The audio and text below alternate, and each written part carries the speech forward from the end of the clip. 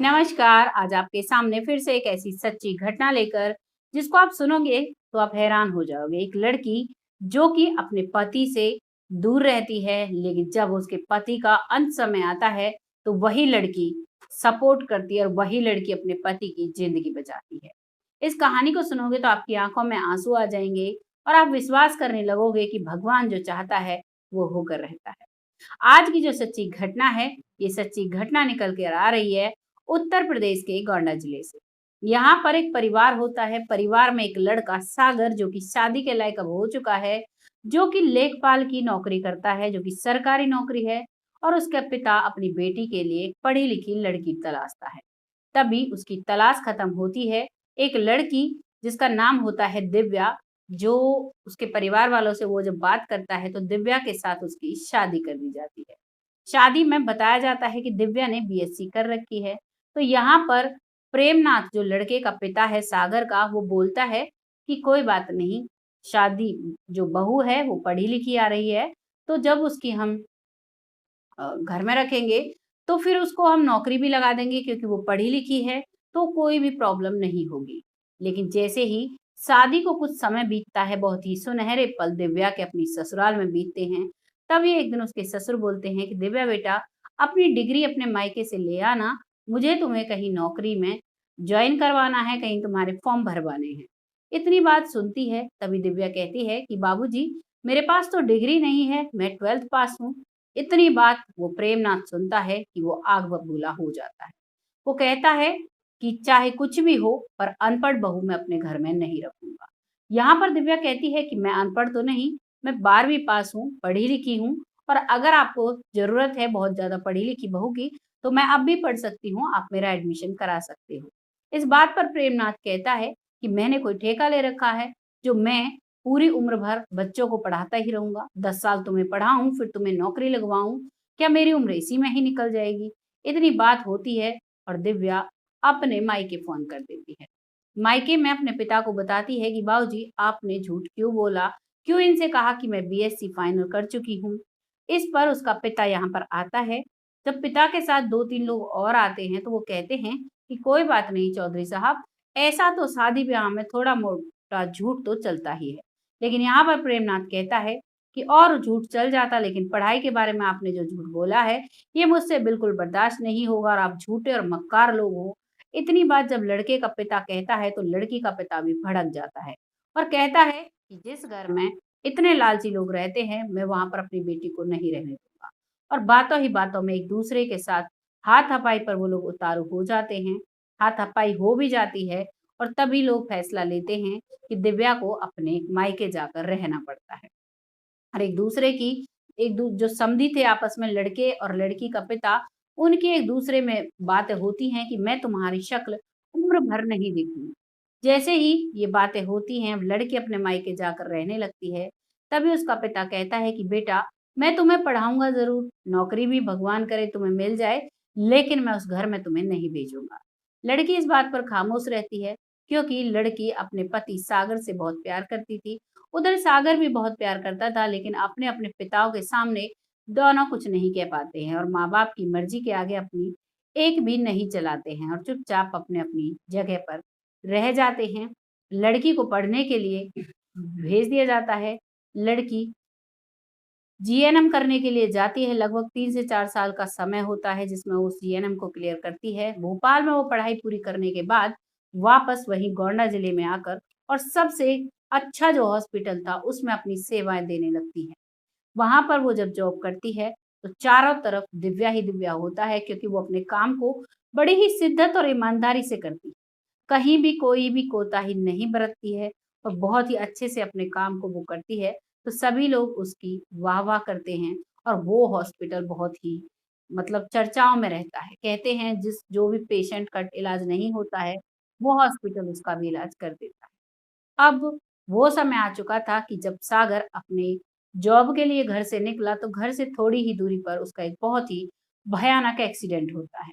और एक्सीडेंट जब होता है, तो उसकी हालत ऐसी हो जाती है कि बराबर उससे खून बहने लगता है, उसके शरीर से सारा खून में लथपथ हो जाता है। जब घरवाले कहते हैं, कुछ पड़ोसी रिश्तेदार इकट्ठा होते हैं कि उस हॉस्पिटल का बड़ा नाम है, उसमें ठीक हो जाएगा, वहाँ पर लेकर चलो। तभी प्रेमनाथ कहता है लड़के का पिता कि चाहे मेरा बेटा मर जाए लेकिन मैं वहाँ पर अपने बेटे को नहीं लेकर जाऊँगा, क्योंकि वहाँ पर दिव्या काम करती है। इस बात को रिश्तेदार पड़ोसी सुनते हैं और लड़के को सागर को दूसरे हॉस्पिटल्स में लेकर जाते हैं, लेकिन कई हॉस्पिटल्स में से उसे गेट से ही बाहर हट भगा दिया जाता, कह दिया जाता कि यहाँ पर इसका कोई ट्रीटमेंट नहीं है। जब वो थक चुके थे तो घरवाले और पड़ोसियों ने प्रेमनाथ की एक नहीं सुनी और जिस हॉस्पिटल में दिव्या काम करती थी उसी में उसको लेकर जाया जाता है। जैसे ही वहां पर लेकर जाते हैं उसे, तो साथ में लड़के की बहन थी। दिव्या उसको देखकर पहचान लेती है और कहती है दीदी ये कौन है? तभी वो कहती है कि भाभी ये भैया हैं, सागर है, इनका एक्सीडेंट हो गया है, कैसे भी करके इनको बचा लीजिए। इतना सुनती है दिव्या तुरंत उसके स्ट्रेचर को लेकर ऑपरेशन थिएटर की तरफ भागती है और सभी डॉक्टर्स को बुलाती है और सभी डॉक्टर्स ऑपरेशन थिएटर में जाते हैं और उसके कई ऑपरेशंस होते हैं और उसको बचाया जाता है। अब वो खतरे से तो बाहर हो जाता है, 3-4 दिन लग जाते हैं उसको होश में आने में। इतने समय सेवा जो दिव्या है वो अपनी सेवा बहुत ज़्यादा देती है हॉस्पिटल में, दिन-रात वहीं पर ड्यूटी करती है, छुट्टी भी नहीं लेती है और जब स्टाफ को पता चलता है कि ये दिव्या का पति है, तो वो भी एक्स्ट्रा केयर करता है उसका और आखिरकार सागर के हालात ठीक होने लगते हैं। लेकिन फिर भी कसर रह जाती है, जो वहाँ के डॉक्टर्स हैं, वो सागर को रेफर करते हैं भोपाल मेडिकल कॉलेज में।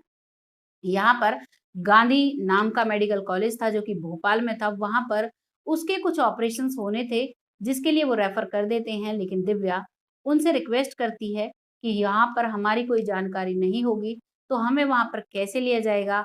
आप हमारे लिए कोई सिफ़ारिश कीजिए, कोई फ़ोन कीजिए और क्योंकि जो दिव्या का हॉस्पिटल था, उसमें कई टीचर जो डॉक्टर्स थे, वो वहाँ के पढ़े हुए थे, उनकी जानकारी थी, तो वो फ़ोन कर कर स्पेशल केस में उसको एंट्री दिलवाते हैं और वहाँ पर उसके ऑपरेशन होते हैं।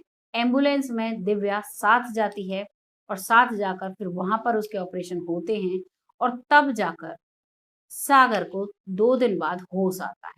जब उसे होश आता है तो वो अपने आँखों के सामने दिव्या को पाता है और जैसे ही दिव्या को पाता है उसकी आँखों से आँसू निकलने लगते हैं और अपना हाथ उठाकर दिव्या की तरफ इशारा करता है कि मैं ठीक हूँ, तुम घबराओ मत और दिव्या का हाथ पकड़ लेता है।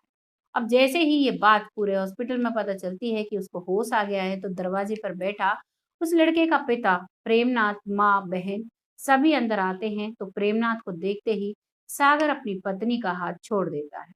तभी प्रेमनाथ आंखों में आंसू लाते हुए दिव्या का हाथ अपने बेटे के हाथ में देता है और उन दोनों से माफी मांगता है कि बेटा मैंने बहुत बड़ी गलती की, आज शायद दिव्या नहीं होती तो तुम इस संसार में नहीं होते, इसी की वजह से आज तुम हमारे बीच हो। और वो माफी मांगता हुआ कमरे से बाहर निकल जाता है। उसे तसल्ली होती है कि अब उसका बेटा खतरे से बाहर है। सारा परिवार देखता है, खूब खुशी मनाते हैं और अब वहां पर उसका इलाज होकर अब वो घर की तरफ रवाना होते हैं। जब घर की तरफ रवाना होते हैं तो दिव्या का जब घर आता है तो दिव्या एम्बुलेंस रुकवाती है और अपने घर उतरने के लिए कहती है। यहाँ पर सागर का पिता कहता है कि बेटा अपने घर चलो, तुम कहाँ जा रही हो? तभी दिव्या कहती है कि बाबूजी आपकी बात बिल्कुल सच है, लेकिन बिना अपने पिता की मर्जी के मैं आपके साथ नहीं चल सकती। मेरे पिताजी ने मुझे पढ़ाया लिखाया और इस काबिल बनाया कि आज मैं अपने पति की जान बचा सकी, तो इसी वजह से जो वो बोलेंगे मैं वही करूँ।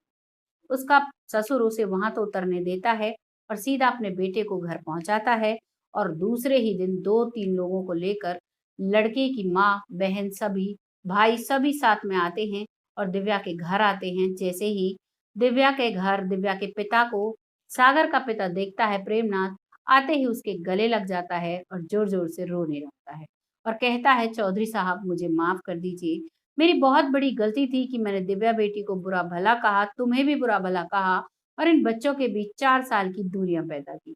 मैं बहुत बड़ा पापी हूँ, मुझे माफ कर दीजिएगा। इस पर लड़की का पिता बोलता है कि चौधरी साहब होनी को कोई नहीं टाल सकता।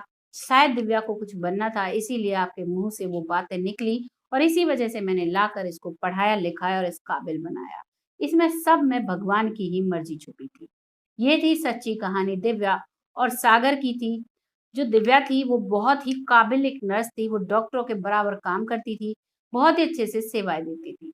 अब जो उसका सागर सागर का जो पिता था वो दिव्या को अपने घर लेकर जाता है और घर जाकर फिर कहता है कि बेटा चाहो तो तुम नौकरी कर लो, नहीं चाहो तो नहीं भी कर सकती। घर सँभालने के लिए आराम से घर रह सकती हो। यहाँ पर दिव्या कहती है कि बाबूजी, अब चाहे कोई कुछ भी हो, मैं अपनी नौकरी ज़रूर करूँगी, क्योंकि अपनी नौकरी करते-करते मुझे एहसास हुआ है कि दुनिया में सेवा से बड़ा कोई धर्म नहीं होता और मेरा जो पेशा है, इसमें हम चाहें जितनी सेवा लोगों को दे सकते हैं। इस बात पर उसका ससुर उसे सैल्यूट करता है और उसकी नौकरी कंटिन्यू रहती है। घर में वो अपने पति की देखभाल करती है और कुछ ही दिनों में उसके पति की हालत बहुत अच्छी हो जाती है और अब वो एक खुशहाल ज़िंदगी जी रहे हैं। ये थी सच्ची कहानी दिव्या और सागर की। कैसी लगी कमेंट सेक्शन में ज़रूर लिखना। कहानी अगर ज़रा भी अच्छी लगी है तो इस चैनल को सब्सक्राइब और पेज को फॉलो ज़रूर कीजिएगा।